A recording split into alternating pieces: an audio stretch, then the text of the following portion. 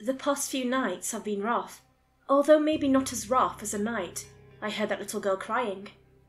I keep having these dreams. They're very disjointed and brief, but that doesn't make them any less unnerving. I'm usually in a house, a large, sprawling mansion with massive bookshelves and expensive decorations, except the house has long since been abandoned. It's caked in dust, or maybe it's soot. The whole place smells like smoke. I know I'm not alone, but I can't see who's with me. I hear a whisper in the air, a disembodied voice, belonging to whoever else is there in the house, except I can't make out what it's saying. Something about a door, music, a photograph, and a mirror. The voice gets louder, and I'm equally curious and terrified of what I'm about to hear. Then I wake up. At first, I would wake up to the sound of music or television blaring from the other room, just like that first night with the old radio. But now, I've taken to unplugging everything before I go to bed. I still wake up, but it's at least to the sound of silence instead of a heart-stoppingly loud infomercial on steak knives. Lying in the dark, I'm not sure if the silence is better or if I'd prefer the music. The dark filling my bedroom seems to have a shapeless presence, like it's a living, breathing thing. It doesn't seem so bad when there's sound filling the space too, but that might just be that the sound drowns the uneasy feeling out with the discomfort of the noise. All I know is that when I wake up in the middle of the night, the last thing I want is silence. I've never been one to take naps, but lately that's all I want to do. 2 days ago, I even slept right through dinner and didn't wake up until the dream jolted me awake just before 4 a.m. And what's even more strange beyond that is that I must have sleepwalked to my bed, because I know I fell asleep on the couch, but I woke up in my bedroom to my television cranked up to the max in the middle of the late night movie marathon.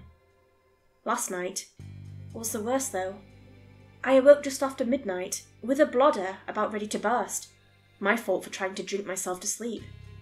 I trundled my way to the bathroom, trying to hold on to as much sleep as I could, even though it was like sand through my fingers. I didn't bother to even flip on the light, but instead went right for the toilet. I finished my business, then went about washing my hands.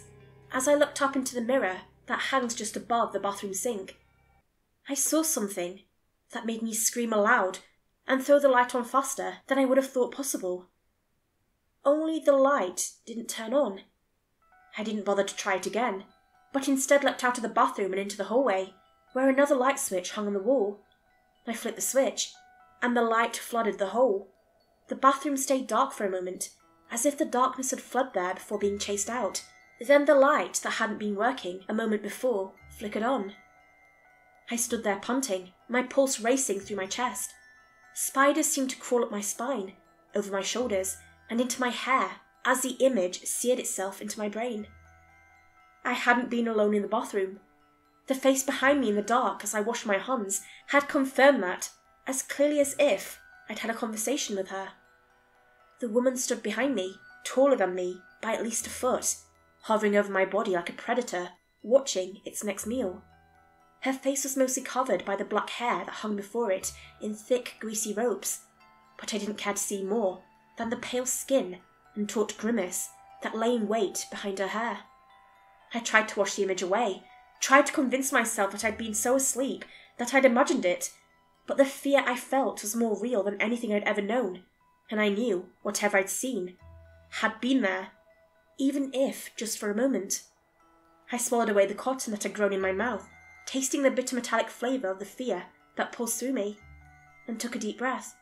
I inched towards the bathroom carefully, needing to know that whatever I'd seen wasn't still there. The bathroom was small and very difficult to hide in if you're more than a foot tall, so I confirmed that it was empty with a quick glance through the doorway. I realised then that the water was still running.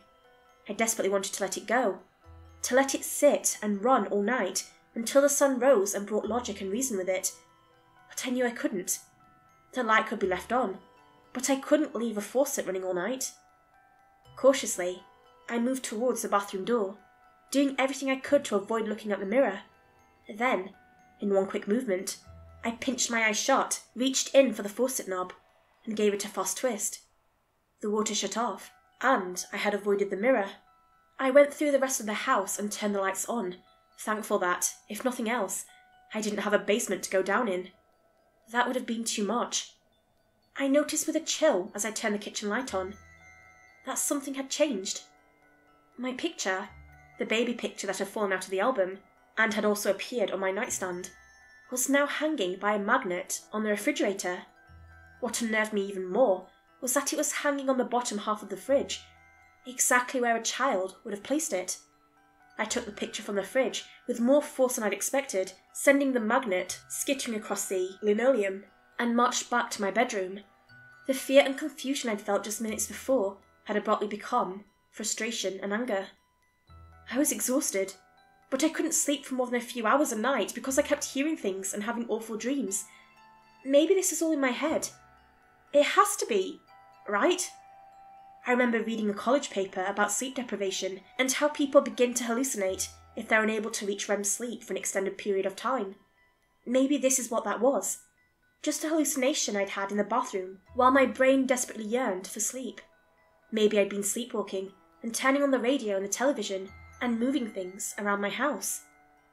Maybe I wanted to cling to the anger as long as I could, because if I was angry, I didn't feel so scared. I ripped my closet door open and pulled down the box at the top where the picture belonged. I dug the album out and flipped through it to the back, where the picture was supposed to be, but just before I slammed the picture into place, I saw the photo next to it. I'd seen the picture countless times before. I'd even seen it the morning after I heard the knocking in the closet, but I'd only seen it. I hadn't really looked at it. It was from a fishing trip I took with my dad when I was just a kid. I was posing next to the first fish I'd caught, and sitting next to me was a little girl. She was younger than I, but the resemblance was uncanny. If a stranger had looked at the photo, they would have thought we were siblings, or at the very least first cousins, except I don't have any siblings, and I never met my cousins. But in the very back of my mind, locked so tightly away and buried so deep that it almost never existed in the first place, a bell began to ring. I began to flick through the other pages in the bark, wiping away the layers of dust in my mind with every new photo. Camping trip, making cookies with Grandma, family trip to the zoo. Family trip to the zoo. She was there, standing next to me and our parents eating a chocolate ice cream cone. Wait, our parents? Not my parents. And there it was, hidden amongst the memories of the photos, so forgotten it was less than a footnote in my mind. The little girl was my little sister. I could feel the rusty hinges of the vault in my brain creak open ever so slightly, just enough to let some version of the truth out, but not enough to give me the whole thing. I was equally as terrified as I was curious about what I'd kept locked away in there. I had a little sister. We grew up together. Something had happened and she'd gone missing, or maybe she had an accident and died. I didn't know. We'd been close, really close, and whatever happened had been sudden and so traumatic that her entire memory had been locked away in my subconscious. My stomach lurched and twisted, and I tried to shut the vault in my mind. I knew there was more there, but the more I remembered, the more terrified I became. I had gone back somewhere to get her, to find out what happened to her. But something went wrong. I remember the smell of smoke and ash and the unparalleled feeling of terror I'd felt that day. Unparalleled. Until tonight. I knew that if I opened the vault further, I'd find out what happened. I'd remember everything. But the more the memories crashed over me like tidal waves, the less control I had. I couldn't get enough air, no matter how hard I sucked it. I could feel the air passing through my lungs, but it was like my lungs weren't doing their job. My organs felt like they were on fire, while my skin tightened into goosebumps, as if I'd just taken a dunk in a tub filled with ice.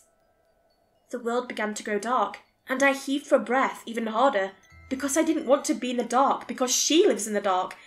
Not my sister, but the thing that took her only 4 years ago. The thing that was so horrible that it had been easier to forget than to live with the memory of it gnawing on my brain like a rat.